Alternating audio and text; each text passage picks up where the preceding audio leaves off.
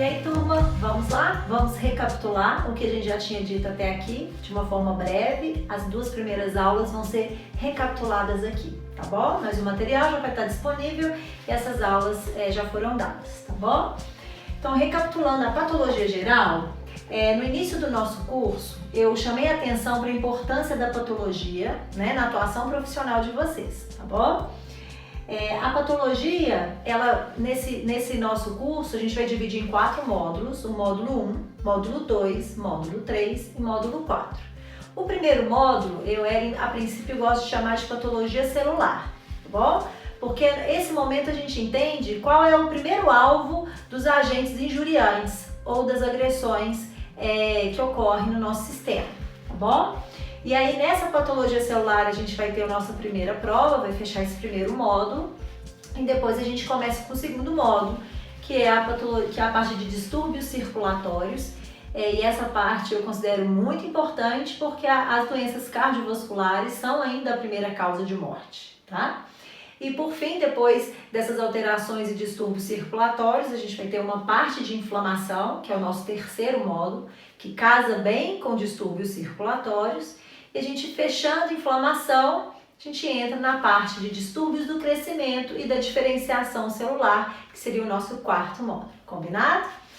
Então, recapitulando o primeiro módulo, que é da patologia celular, que eu prefiro chamar dessa forma, na nossa primeira aula eu chamei atenção para vocês que quando eu trato ou recebo um paciente que apresenta manifestações clínicas, né, de alguma doença, imediatamente eu me remeto que aquela manifestação clínica ela acontece por alguma alteração fisiológica, né? Ou seja, alteração na função daquele sistema, tá bom? Mas eu preciso lembrar que os sistemas eles são formados por órgãos. O sistema digestivo ele é formado pelo estômago, pelas glândulas anexas, pelo intestino. O sistema cardiovascular ele é formado pela bomba cardíaca, que é o coração mais os seus vasos sanguíneos. E esses órgãos são muito importantes para a manutenção da função daquele sistema, tá bom? Os órgãos, lembrando que sistemas vocês viram na parte de fisiologia, foi a disciplina que percorreu isso com vocês. Os órgãos, a sua localização anatômica, né, como as composições vocês viram em anatomia. Esses órgãos são formados também por tecidos. Se eu penso, por exemplo, no estômago, ele é um órgão que é formado por um tecido epitelial, né, uma mucosa, tecido muscular liso, tecido conjuntivo e com suas especializações. Então, eu tenho vários tecidos formando um determinado órgão, tá bom? E esses tecidos são compostos por células bem especializadas. São elas as responsáveis pelas funções daquele tecido e, como consequência, pela função daquele órgão e pela sua participação nos sistemas. Combinado? Fazendo essa recapitulação, eu mostro para vocês como é importante, então, eu entender quais são as alterações e agressões que ocorrem a nível celular, tá bom? Lembrando que esse desfecho, ele é clínico, tá? Então, pensando aqui na célula, eu trouxe uma célula aqui e alguns componentes que são importantes. Eu imagino que quando o indivíduo tem uma manifestação clínica de alguma doença, que a agressão nesse indivíduo iniciou-se a nível celular. E aí eu represento a célula com alguns componentes, tá bom? Então, as células são compostas por essas membranas biológicas. Queria só chamar a atenção que essas membranas, elas são formadas por fosfolipídios, né, uma bicamada lipídica, fosfolipídios. Tem proteínas inseridas nessas membranas, tá? Que são muito importantes para permitir transporte, entrada e saída de substâncias. Também apresentam algumas substâncias associadas a essas proteínas, como carboidratos.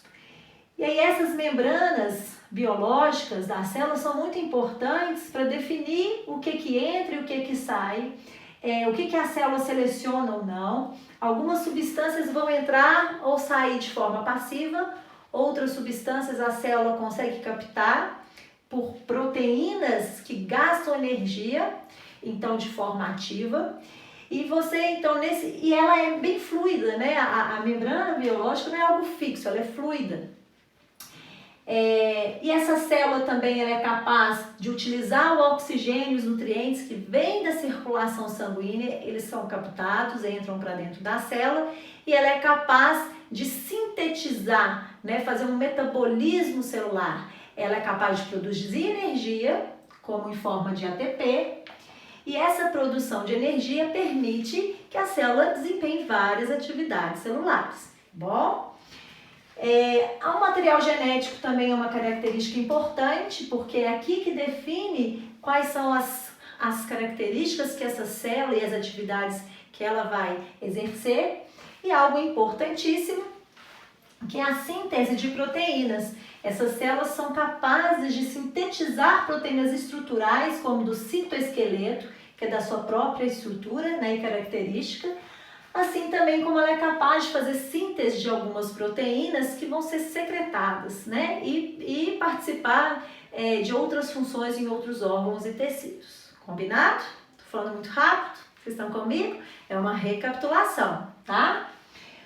Então tá bom, Ellen, você já disse que para nós a patologia é importante. Ela, a princípio, quando eu falo de patologia, lesões e doenças, eu preciso lembrar que essas lesões e agressões ocorrem assim, primariamente a nível celular, seja afetando algum desses sistemas celulares ou seu metabolismo.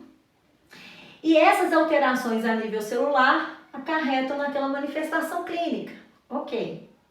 Aonde está o nosso conteúdo, Então, percorrendo isso, vai fazer sentido eu dizer para vocês que a célula, quando é exposta a uma agressão, uma injúria, dependendo do tipo celular, tá? Do estado fisiológico daquela célula, do tempo, né? E do tipo do agente de agressor, essa célula ela pode percorrer caminhos distintos. Então, por exemplo, se eu estiver falando rápido, lembrem-se que ao final desse vídeo eu vou deixar um link para vocês enviarem as dúvidas que ficarem, combinado? E também assim na nossa aula síncrona presencial vai ser um momento de eu acolher vocês e todas as dúvidas, combinado? Então nesse momento, a célula, dependendo do agente agressor, né, daquela injúria, do tempo daquela agressão e do tipo celular, ela pode se adaptar, né? Ela pode sofrer uma adaptação. A adaptação, nós não vamos percorrer por ela nesse módulo 1, porque nós encontramos a adaptação celular no final do nosso curso, nas alterações do crescimento, né, da diferenciação e do crescimento celular, tá bom? Onde nós vamos ver a hipertrofia, né, as células se adaptando ao aumento de demanda de trabalho, como as células do músculo estriado esquelético, que já estão acostumadas com uma demanda de trabalho, mas se eu coloco uma sobrecarga sobre essas células, essa sobrecarga gera uma adaptação. A célula consegue se adaptar, produzir mais proteínas, né? Isso resulta no aumento do tamanho daquela célula e maior consumo de energia. Mas a gente não vai falar disso agora, tá bom? E aí nós começamos o nosso curso falando de uma alteração celular que eu vou percorrer por ela agora, tá? Dependendo da agressão ou da injúria, essas células podem sofrer alterações nas suas vias bioquímicas e celulares. Se a agente agressor pode alterar a sua síntese de alguma proteína, ou a quebra de algum produto, ou a produção de energia, então é uma alteração no metabolismo, levando a um processo degenerativo. Aquela célula entra em degeneração e foi esse conteúdo que a gente iniciou o curso lá em março, tá bom? A degeneração, também nos livros, vocês vão encontrar como processos infiltrativos celulares, degenerações celulares, tá? E aí eu vou já voltar nisso aqui para fazer uma outra recapitulação, tá bom? E aí, claro que dependendo do tempo da agressão, dependendo do tipo do agente agressor e do tipo celular, essa degeneração, se eu retiro o agente agressor, se eu removo, a célula volta ao seu estado normal. Então, ela volta ao estado normal. Então, é reversível, Mas, dependendo do tempo e da intensidade da agressão, essa célula em degeneração pode evoluir para morte. Que aí sim, a morte celular é um processo irreversível.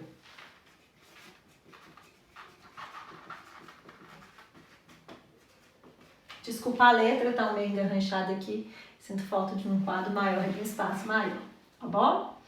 Então, a morte celular também é um outro caminho que as células percorrem. Dependendo do tipo do agente agressor, do tempo da agressão e do tipo celular, e qual sistema biológico da célula foi atingido, pode ocorrer uma morte celular direta, tá bom? Em alguns casos, dependendo do agente agressor e do tempo da agressão, a célula primeiro entra em degeneração, o agressor persiste e aí ela evolui para uma morte celular. Combinado?